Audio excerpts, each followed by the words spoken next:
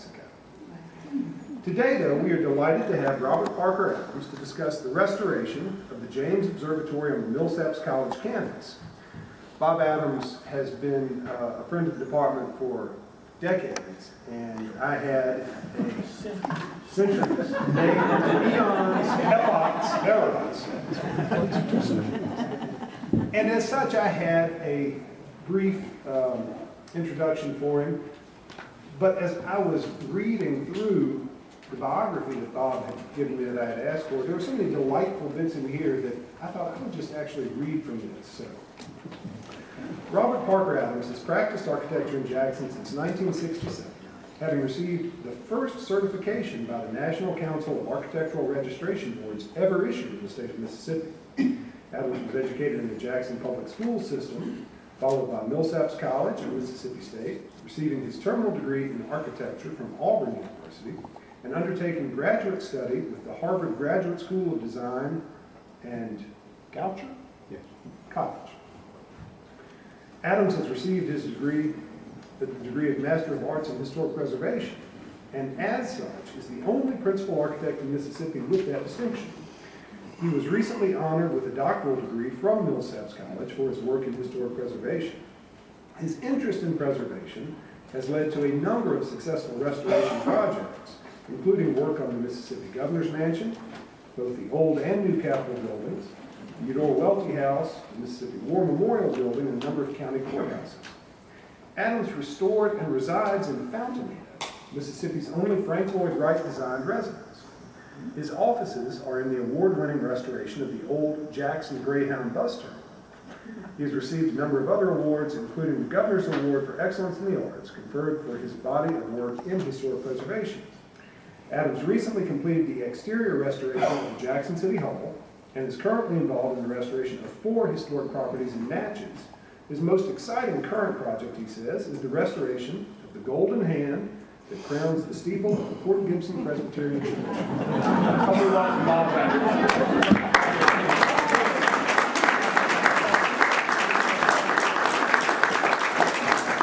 Wind up your career restoring a hand. Well, it's good to see so many people that are curious about the observatory at Millsaps. I was curious when I was a freshman there some 60 years ago.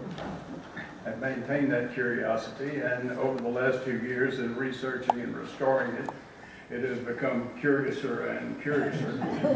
And that misuse of the English language, of course, comes from Alice in Wonderland. So there's a double meaning to my talk today, the looking glass being a definition of a magnifying glass, as well as the glass mirror that Alice went through down a rabbit hole, where her world got curiouser and curiouser. Well, as I worked on the observatory, everything got curiouser and curiouser. My first involvement with it in the later years was I was called over to the breakfast table of Maurice Joseph. Many of you probably knew Maurice, and when you talk about curious, Maurice could probably qualify for that. But Maurice was sitting with Eddie Guillot and said, "Bob, Eddie has a problem that you might be able to solve for him." He and his wife, Dr. Chris Glick, wanted to give some money to Millsaps College. And Howard McMillan, the acting president at the time, said, "Don't write a check, Eddie." Said, "Find a project that you would like to support, that you can nurture and be something that can grow and be good for the students and the college and the community as a whole." Well, they wandered around the campus and they found this old derelict abandoned building on the north edge of the campus and said, "That's an observatory. We don't know what an observatory is and we don't know what to do about it, but we will adopt that as our program." They did, and I'm so pleased. Chris was a trustee on the board of Millsaps and was very devoted to it, as was her entire family. So the first thing that I started off, of course, with was trying to find the history of the observatory. They wanted to restore it to what it was like when it was first given to Millsaps. It is the oldest historic building on the Millsaps campus. And we think also it was the first observatory in the state of Mississippi, the first operational observatory anyway. So as I got to looking into the history, I had promised Eddie, what I would do would be a condition assessment, tell him what the building was like, what its condition was, and what it would cost to fix it. But I got so fascinated with the thing, as I normally do, and I fall in love with my projects. And researching the history, it got curiouser and curiouser. Well, when you research it, where do you go? The first place you start is right here in the library division and over in historic preservation and their library, and find out what they know and what they have and what you can learn about the background of the building. They did have some, but I found a great wealth of information at the Millsaps Library. Deborah McIntosh, who is their archivist at Millsaps, had a lot. And she said, what are you looking for? And I said, I'm looking for the earliest thing I can find about the observatory. She said, Bob, the observatory was built in 1901, and I have a 1901 photograph of the observatory. I said, wow, am I in luck? Because how often do you find an original photograph on an old building? Not very often.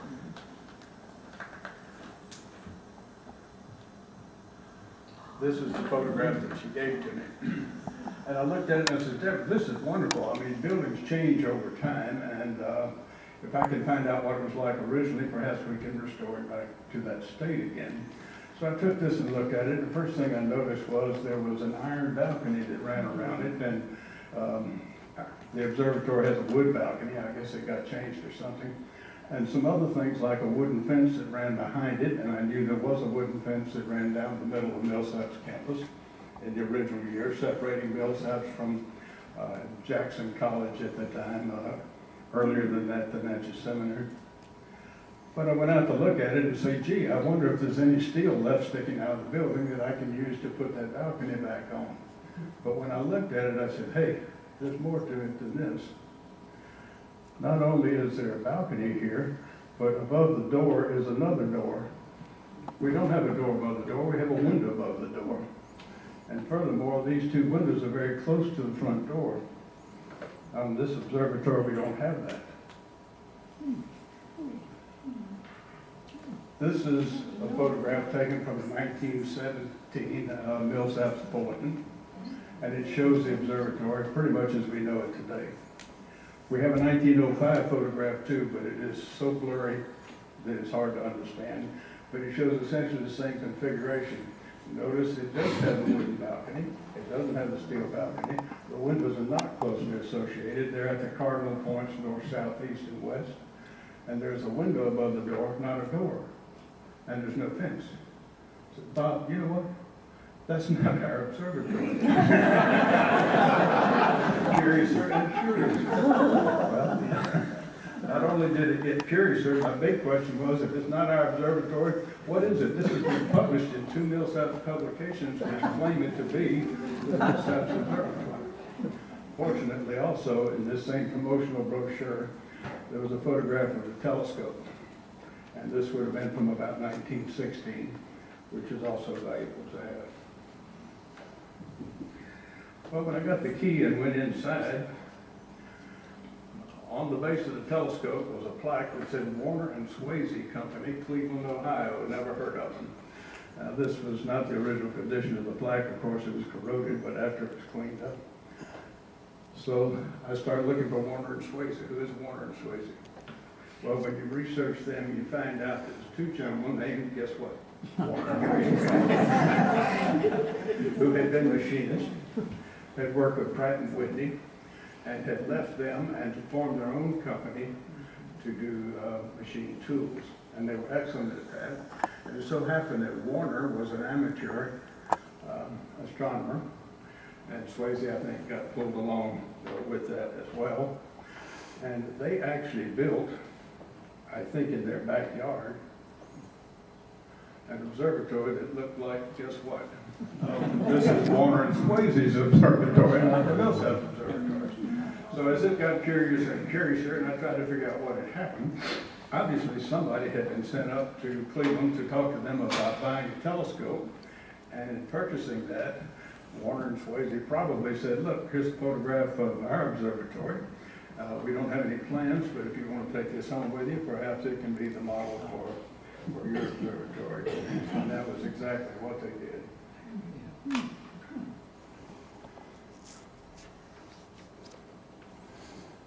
Their observatory lasted until about 1920. At about 20, I think Warner and Swayze passed away. When they did, they donated their observatory to a local Case Western University, and they moved it from Warner and Swayze's old residential location. But you can see what they rebuilt was essentially the same form as the observatory that was at the original location, and the same form as what we have now. It does have a steel balcony around it, although this looks like it may have a wood floor in it, so there's a transition to what we have. But as time grew, what happened is this telescope became obsolete for them, and they built a larger observatory with a larger telescope right next to it. This dome was moved from Warner and Swayze's original observatory, as was the original. I think it was either a 6 or a 9-inch telescope that they had. And this was maintained as their primary location until the urban light problem became too big. They no longer couldn't see outside the window, much less see any of the heavenly bodies, and they moved to 30 miles outside of the city and abandoned this building and sold it privately. Well, the gentleman that bought it somehow got convicted of fraud, and that was the end of that. And he abandoned it, went to the sheriff's office, and the sheriff was unable to sell it, so it was totally abandoned, and this is what it looks like today. So if we had let the Millsap Observatory continue on the road that it was going on, that's what it would look like, completely graffiti and torn up dome. But fortunately, ours didn't get that bad. It had some problems. It was coming apart. It was not being maintained because it wasn't being used anymore. You might notice that the roof is sloping rather drastically here. We're losing some of the balcony. Some of this work needs to be done up top, but this is a fairly early photograph of it before we actually started work on it. Interestingly, on the other side of the telescope was mounted another plaque, and it says, presented to Millsaps College by Dan James in honor of memory of his father, Mr. Peter James, and his brother, Mr. Sam James. Curious. Too many James. Who are they? Well, I have no idea. I did know that they were from Yazoo City, and I know we have several historian friends in Yazoo City, which I immediately called and said, who is this James family? They had very little knowledge of it. But I'll tell you this, within 24 hours, I had more information than you could digest. Peter James actually came down with his father from Pennsylvania. He was an itinerant farmer, to Natchez. And from Natchez, he moved overland, and his son became a circuit rider for the Methodist Church, both Mississippi and Louisiana. He settled in the Delta area, bought a lot of land, and became a very wealthy farmer before it was all over with. He owned not one plantation, but 4 plantations. He owned not one bank, but 2 banks, Yazoo City and Pickens. He owned a huge hardware store and a big warehouse for cotton, and was one of the wealthiest planters in the Delta at the time. When he died, Dan, his son, took over the business, and Dan died 4 months later. Sam died 4 months later. That left Dan to take over the business, which he did. And apparently he was the youngest, but was probably the brightest because he really grew the business. And it did well, and he was on the way to moving the business to New Orleans, which was the center of the cotton trade, when he was in a carriage wreck, went to the hospital, contracted pneumonia, and died 3 years later. The only thing that's left of Peter James is now his grave, his catafalque, if you will, which looks very much, by the way, like Napoleon's. So he must have been very important at the time in the Yazoo cemetery, as well as his hardware store. Well, what we think is the Ace Hardware store was not what Peter James owned. It was 4 stories tall, and is still in Yazoo City. You can see a remnant of some of the sign that was at the top. The only other thing that's left of Peter James is, of course, the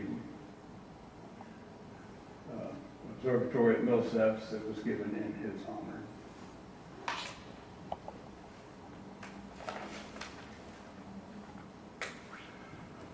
Well, as we began studying this thing and found out there was so much history to it, my condition assessment sort of morphed into a historic structures report before we got through with it, because I got so consumed with learning about it. But there were so many problems with the building. Again, you can see the roof sagging. Again, you can see terrible paint job. It had a number of coats of paint put on it.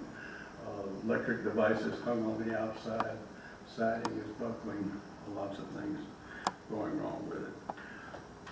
But it became so historic, and the school became so proud of it, that it actually was offered to and became, it is private, but it became a Mississippi landmark. And now they're quite proud of their observatory. A previous president blocked it being put on the register at one time because he cared very little for it. It was almost torn down. Riverside Drive was almost taken through the middle of the campus all the way to West Street, right through where the observatory is right now. But as we were raising money for this thing and having a meeting on top of the hill for the first fundraising meeting, we found this curious thing of a crack that was developing in the building. And not only on this side, but when I walked around it, the same crack was happening on the other side of the building. Why was that? Well, the New Orleans Saints did this. and I kid you not. After Katrina, the Saints had no place to practice except outside of the confines of New Orleans. And they came to Millsaps, you may remember, and they practiced here for 1 year, which was fine. But they needed 2 football fields to practice on. And there was only one there. So what happened is they cranked up a bulldozer and they tore off the east side of the hill behind the observatory and made themselves another football field. Looking at it from above, you can see what had happened here. And there was erosion that was happening here, but it really, curiously, was not erosion. Erosion normally leaves these little rivulets of water running down the hill. It's not happening here. You can see here there are great chunks of land that are sliding out away from it. If you look at it from ground level, you can see chunks here riding out. We got together with some soils engineers and tested it with borings 30 feet deep. Put slope inclinometers in there and found out, yes, it had moved, but it wasn't the surface that was moving. It was the whole chunk of land that was sliding out to the east. There was a shear plane happening about 20 feet down in the ground, and everything was moving east. So we had to evolve a methodology for pinning that back together again so that it wouldn't move further. And this is what was done. About every 6 feet apart, holes were drilled 30 feet into the ground so that you went through the upper level of red sand clay, which is beautiful material, into our good friend the Yazoo clay down below, and pinned those 2 layers together. For reinforcement of these concrete pilings, we use these heavy beams. And we did that because we could insert between the beams some heavy timbers, very much like cross ties, that would tie together and that would reinforce things behind it. We couldn't use a conventional retaining wall, because if we just put a retaining wall on the top here, the ground would continue to move and it'd move the retaining wall with it. So this was a curious solution to a curious problem.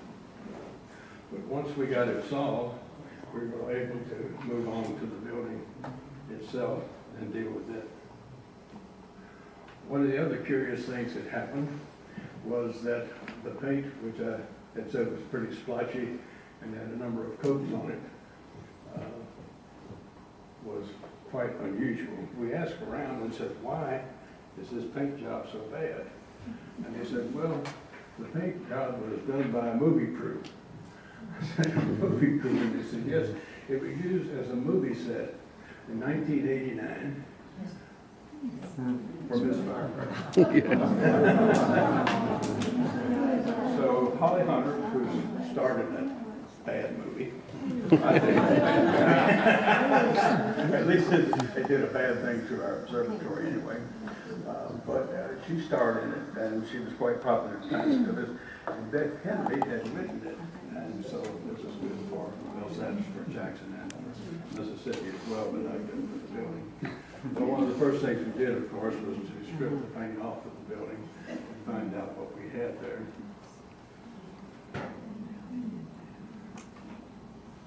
This is a corner which we trial stripped, and actually it turned out to be one of the better corners of the building. But what we found out that there was multiple coats of paint,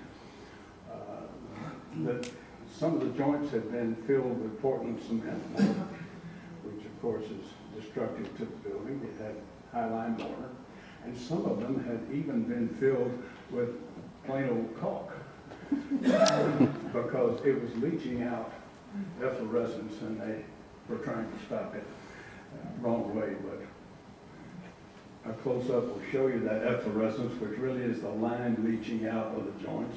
And notice how thin these joints are. They're about half the size of a regular joint. It would be curious in this day, in this time, at the turn of the century, it was not that curious to make them small. You also can begin to see some discoloration on the face, and in many cases throughout the building, it was a lot darker than that. It was a smoky color, and it looked like the brick had been in a fire. Perhaps it had been, we don't know.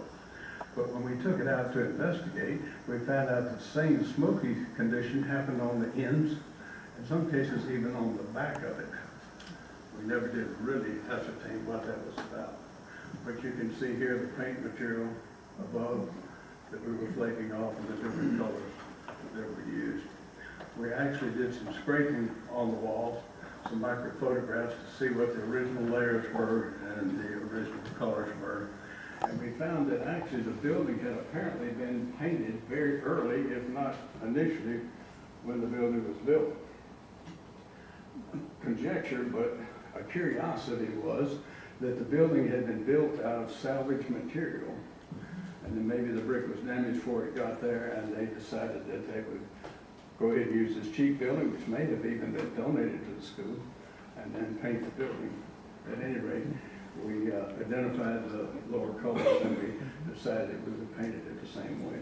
You can see in a close-up here some of the antiquing, they called it, of the building.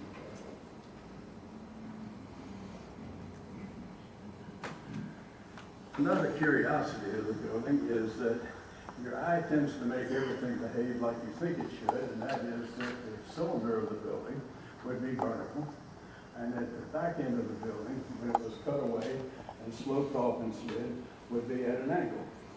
And you can see that that angle does occur there. I'll go back one. See the roof line, how it tilts. But curiously, that's not what happened. The east end, which we call the transit room, which we'll talk about later, when we got the survey, it was actually horizontal. And this portion of it is at an angle, this sloped. Curiouser and curiouser. Why was that?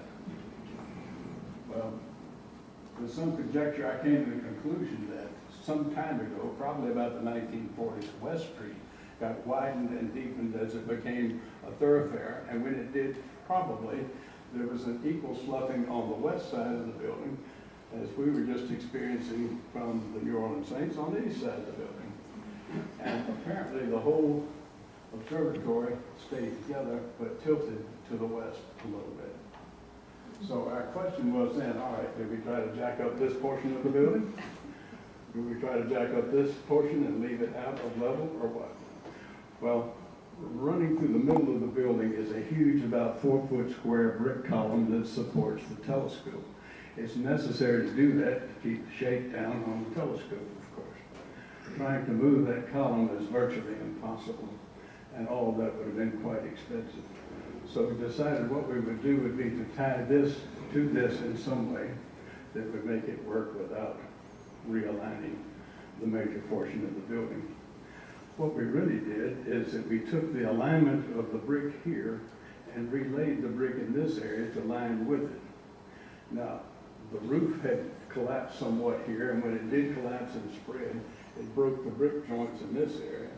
The brick joints were already broken in this area. So we decided what we would do is to take out this much brick and relay it. If this much brick, and again this is exaggerated, if this much brick was horizontal and this much was at a slope, you actually went from a flat wall to a rounded wall, and your eye would never pick up the difference. And it doesn't.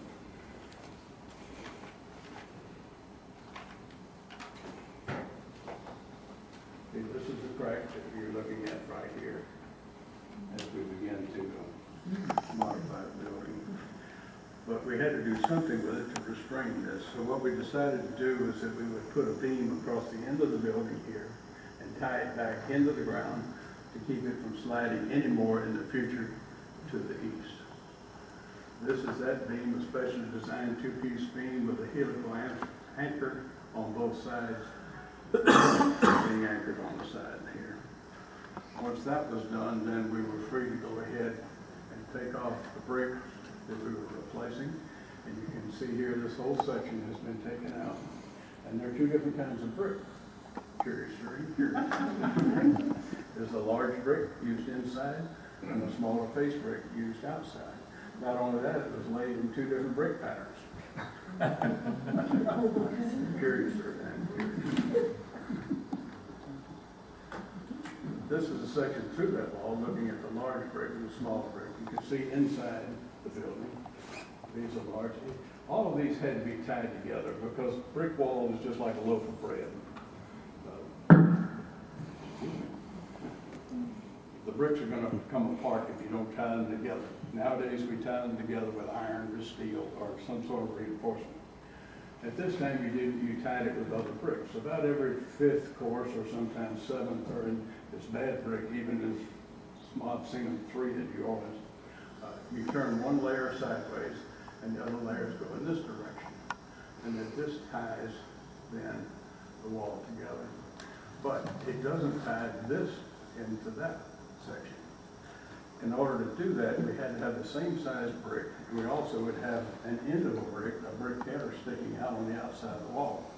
They didn't want this. What did they do? They jammed the brick into this and mudded it up with mortar at an angle. And then they cut the outside brick with the back corner clipped at 45 degrees on both ends and clipped it such so that there was a joint left here. And then when a full brick was laid over top of it, it would tie the whole wall together.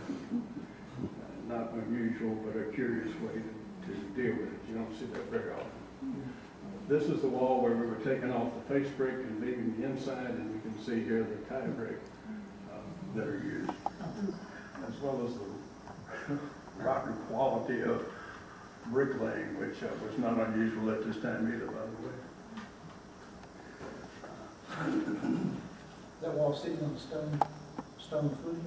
Is that what, stone footing? No, that was a design element. It should have, we expected to see brick below that. A brick spread footing, but when we got down there, it wasn't curiouser, it was concrete. This is concrete in 1900, and concrete didn't hit this country until 1890. So in 10 years, we already were using concrete on this building. This is the wall after it had been relayed, and if you look closely, you'll see some of this down here had been sloped to make it look like it is all in line with one another, which it is. And where it intersects the round wall, you don't pick up the difference of the two. After doing that, cleaning the wall and painting it, it all hangs together quite well. We're able then to move to the roof, and there were 3 roofs to deal with: the dome, the flat portion over the stair tower, and the gable portion over the east wing, which is called the transit wing. This dome is actually wonderful. There's 2 parts. There's a shutter which slides off in this direction to open up the aperture so that you can see out with a telescope.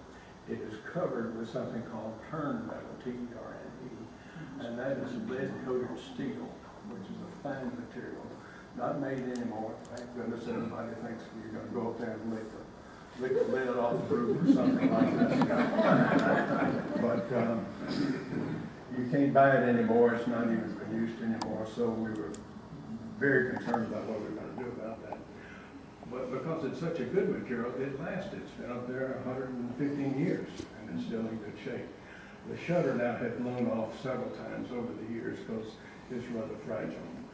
The top of the stair tower, which got the nickname on the job as a doghouse, was metal also, but it was flat ribbed metal, as was the metal over the transit room to the right.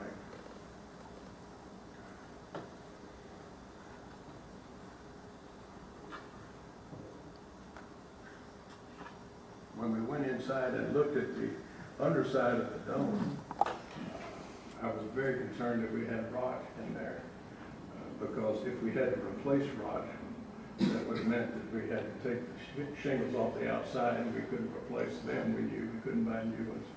But we found that most of this was not really rot. Most of it was mildew. And it had happened because the shutter leaked. It was the weak point of the system. And when it leaked, it ran down alongside the beams here and puddled this moisture and gave us mildew. We wound up taking this off and rebuilding it. What you see there, of course, is the telescope being wrapped in the ubiquitous blue tarp that we all know so well. We took the shutter off, however, and took it to the shop. And this is the underside of it. This has been rebuilt at least once or twice in I found in the records. And we think it was essentially the same design as the original shutter that went up there. But we took the liberty of changing it a little bit, not in its design, but in its construction. Instead of using 1-inch boards that were lapped and nailed together, we built a laminated beam arch that ran around there. These are actually small sections that are glued together and are made into one huge monolithic beam that runs around it. Resorcinol glue, which is a fine glue, a predecessor of epoxy, hard to use, very difficult, but still used on boats and aircraft because it's so reliable. This is the shutter after it's put together and the metal is going on the top. We repainted everything outside in the same silver aluminum. So when we replaced this, we replaced it with actually a zinc-coated aluminum roofing that matched everything else. Once we did that, we could go to work on the dome itself, and all of the paint on the dome had to be stripped off, and that had to be ground off. When it did, that meant grinding into the lead, which means these people had to wear respirators because that was about as close to licking the lead as you can get. So, when we cleaned that up, we found that we had red paint underneath it, and this is quite common. The people willing to make this material required that the material be painted, and the reason it had to be painted is because even though the lead is impervious, where you cut it, the edges, if they're not crimped and folded under, if that center of the material, the steel is exposed, it will rust. If you drive a nail through the material, it will then pierce the lead and the center will rust, so you have to keep it coated. It was coated with the same material that the brick was coated with, and probably still painted silver on top of the red. And the reason for that is to keep the dome from heating up, because once you have that much heat, you are dissipating everything inside, and visibly you can't really use your telescope. But when we did that and we repainted the dome with silver, we then could put the shutter back on the building again and move forward to the next stage.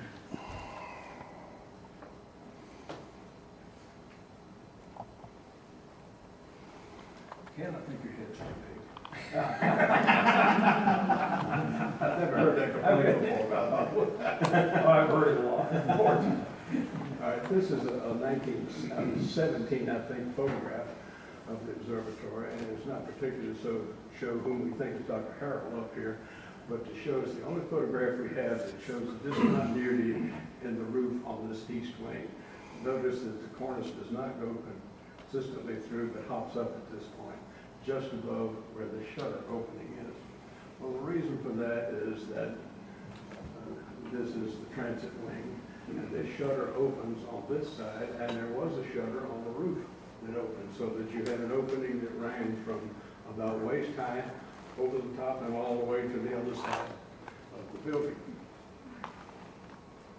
This is the inside showing that same shutter from inside. The bars were added later for security purposes. But see how the joists are spaced apart at a regular interval here and are closer here so that you could have the opening up above it. This is the rooftop shutter, which has been added, as well as the metal roofing on it. So this hinges up from inside. This hinges open, and again, you're open from one side to the other. Well, what's the need for that? The need is that this pillar here of brick sits directly between the north and the south apertures that we just saw. And sitting on this was an instrument which was aimed directly up. And it then could track any heavenly body you wanted to. Let's take, for simplicity's sake, the moon, which you know comes up over here and goes down over there.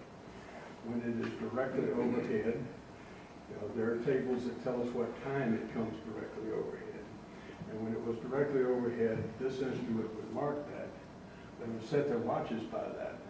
Then they would go down to the railroad station and sell that time to the railroad. Because accurate time was very important to them. Not because the 10:15 left at 10:15, but because it didn't hit the 10:17 coming in from Grenada.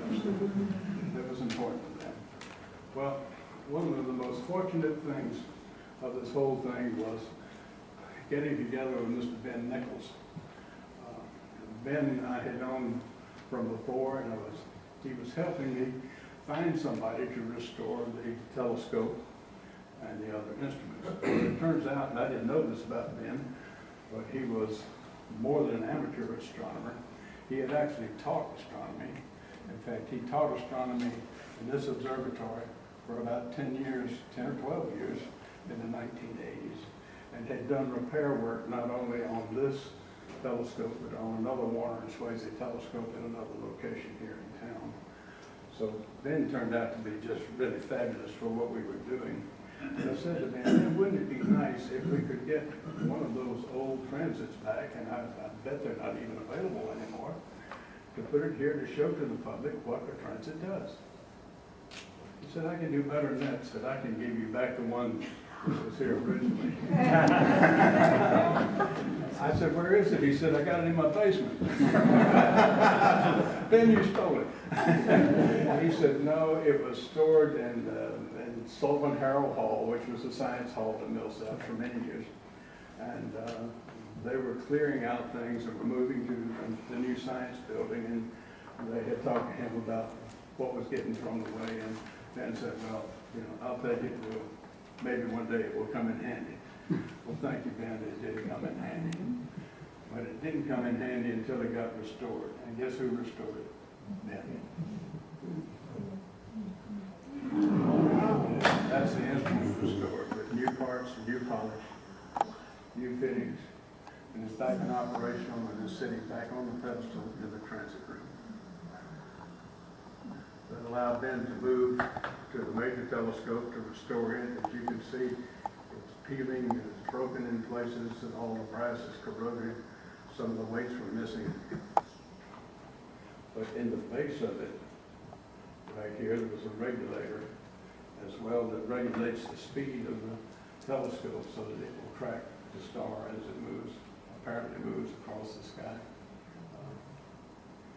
But Ben took this out, dismantled all of it, and began a restoration of it, starting with this regulator, which is a clock essentially. And you can see how corroded it was. He put that back together. some of the drive shafts with torn up gears, peeling paint. This is an angled gear. It's very important to operate this machine, and it's the very same sort of thing that I think Warner and Swayze were expert at doing so many years ago.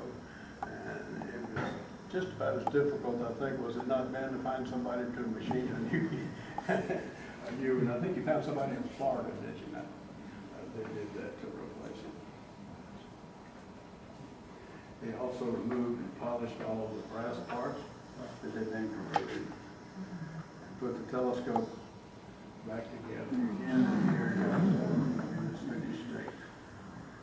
It is pointed down in this photograph. On the top up here is a finder scope, which is used to initially locate the star that you want to look at, and then to study it in detail through the larger scope. In the base down here, you can see the clock mechanism, which Ben had restored, which drives it. You can see in the background some of the wood has been refinished. That was what you saw as mustard color before. We now then can move to the wood refinishing outside, and we're looking out the door to the balcony. This is the top of the steps. Step carefully, which is deteriorating badly. The balcony is getting ever more rickety. The balcony scared me to start with, and it still does. It looks pretty flimsy, and it bothers me if we have a crowd like this and all decide they want to go out to the balcony at the same time. I'm headed south somewhere. I don't know where it is. I don't think it would support us all. But we did decide that what we had to do is to make sure it was as sturdy as it was when it was built anyway, and we didn't want to change the original configuration. So we did take off all the deck boards and all the rails and looked at these knee braces because they are critical for holding any kind of weight up there. When you look closely at them, I found that curiously, the steel that I was looking for initially sticking out of the brick building was there. In fact, here's a strap coming out right here and another one right here. It came out of the brick and was bolted down into this horizontal member. The member was supported by a vertical member that was bolted to the wall. And this was held in here, and then the ankle brace out here kept the edge from falling off. A lot of this was damaged. Again, if we thought it was damaged enough where it was a structural condition that we didn't want to trust, we replaced it. If we thought we could salvage it and use it as it was, of course we did that too.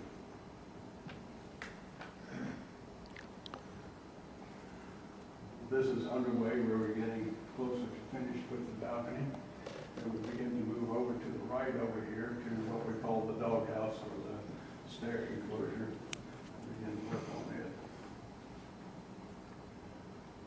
It's this device right here, which encloses the stair.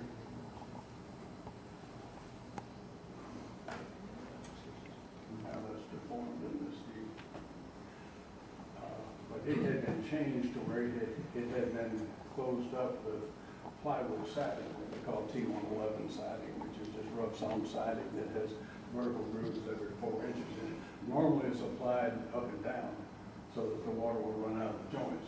It was applied left or right here so it would mimic the original siding that was there, but all it did is trap the water and rut the wall. When we took that off, we did find some parts of it that we could replicate, and it is still made today, and we put the original siding tight back on it. But curiously, we found that inside here, this was original wood, of course, but this wood was something newer. What was that? Well, what it was a window. And it was a window in the east face, just like it was one in the north face, corresponding south, and the one over the front door at the cardinal points again. Why did they close it up? It was easy for bandits to climb up on the roof, go through the window, and into the circuit. So it was closed, and because of that problem, we left it closed again when we restored did finish the balcony, and things turned out quite well with that. And we moved inside and started working on the floor, and in particular, the stairs. The stair was in very bad condition. It not only was rotted, but it had our fellow friend, the termite, had been in the things and was eating on it. And as we took it out, we noticed that some pieces were so eaten with termite that they couldn't be saved. Those we did repair and put back into service again. Looking from underneath the stair, that's the termite damage, and I can't believe I went up and down that stairs many times. The termites were supporting you. I think they were holding hands, I believe. We had a wonderful carpenter, Matt Moore, on this job, and Matt could do just about anything. And he labeled and numbered and measured every piece of this stair so it could put it back as it was originally. And I really think the framing of this stair is pretty phenomenal. You can see what the new pieces are here. Some of the older pieces that were salvaged were primed and put back in place again. But this is all beadboard around this round column here, which was originally we were able to save all of that. There's a door that goes between the east wing and the cylinder of it that had deteriorated. You can see rot in the bottom of it, delamination in the panels, and the door is sagging. Took it off, took it to the shop, took it apart on the bench, repaired this with wood epoxy, which you see right here, and notice that all of these are pegged together, they're not nailed together. But this is done so that you can have expansion and contraction in the wood without tearing everything apart if it were nailed or glued together.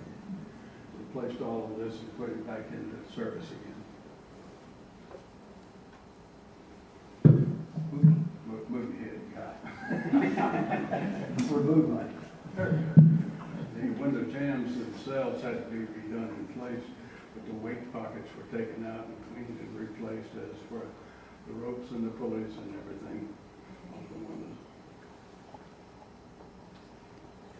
Moving to the outside, we found that we had some repairs to do to the fence because it had been botched up and welded and beat over and everything else. And we were missing at least one of these pieces here, which is a cast iron piece that held up the fence between the cast iron posts on the corner. To get one of those replicated, to cast again was horribly expensive. Most of it was below the ground anyway. But the contractor became an archaeologist and became a digger around there and retrieved most of the pieces for one of those things. The problem then was, curiously, well, how are we going to put it back together again? We're not going to glue it together again, and we're not going to weld it very easily because cast iron does not weld very easily at all. However, our wonderful guy, Matt Moore, who was a carpenter but was a man of many trades, says, well, I think I can do it. It won't be pretty, but I can put it back together again, which he did. And it's not very pretty. But it is back together again, and it's structurally stable. And this much of it buries in the ground anyway, so it really didn't matter. We primed it, put it back into service again. The fence then was cleaned, straightened, painted, and put back as it was initially. We did use the fence as a method of displaying some interpretation of the observatory. There are half a dozen panels around it that talk about how an observatory works, what the transit room is over here, why that slot is in the roof, who the James family was, the history of the restoration of it and the team that did it, and the history of Millsaps. Our hope is that people will be able to gain enough information from outside of the fence that they won't feel compelled to go into the fence and to attack the building. I don't know whether that will prove true or not. I may have enticed them to go in and see more. I don't know. Only time will tell. But here's some inside after photographs. This is in the transit room, of course. The transit itself, sitting on its brick pedestal, is now under a plexiglass case to protect it from dust and from water and from curious fingers. but it is there and is able to do its job again if need be. Here is one of the openings on one side, the other one on the other side. If you stand at one with your back to the south opening, looking across the transit, here's the north opening and here's the roof opening. So you can see this is open from one horizon to the other.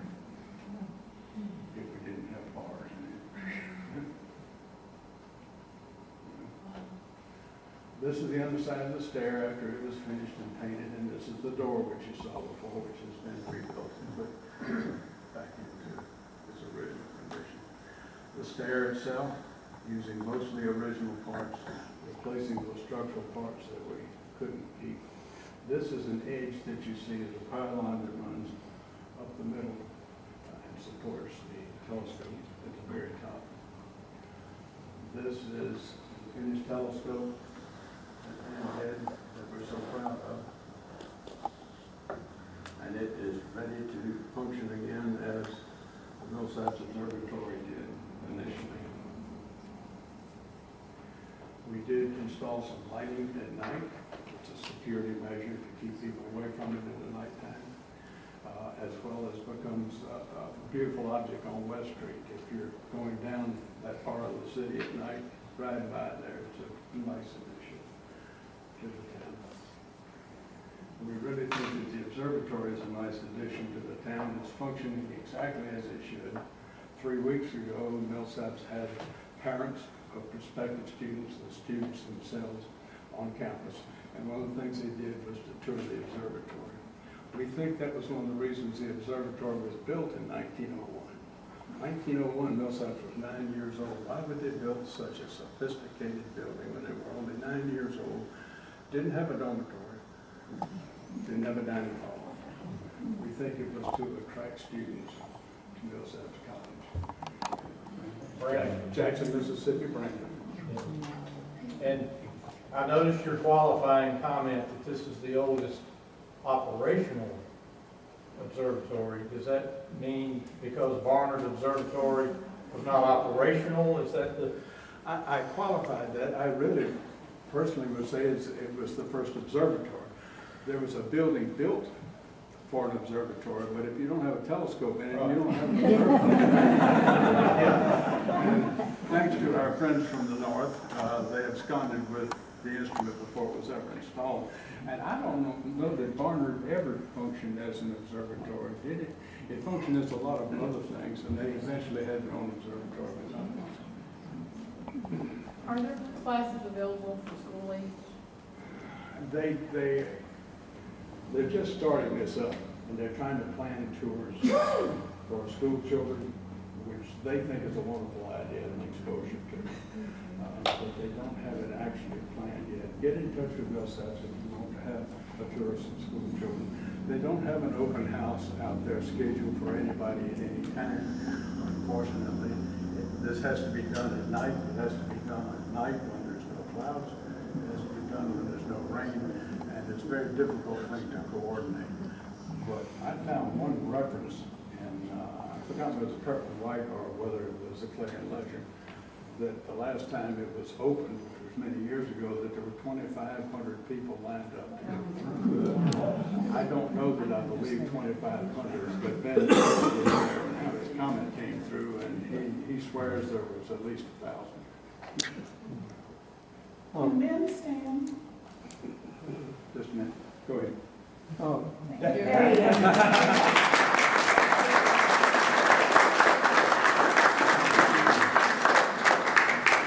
My hero.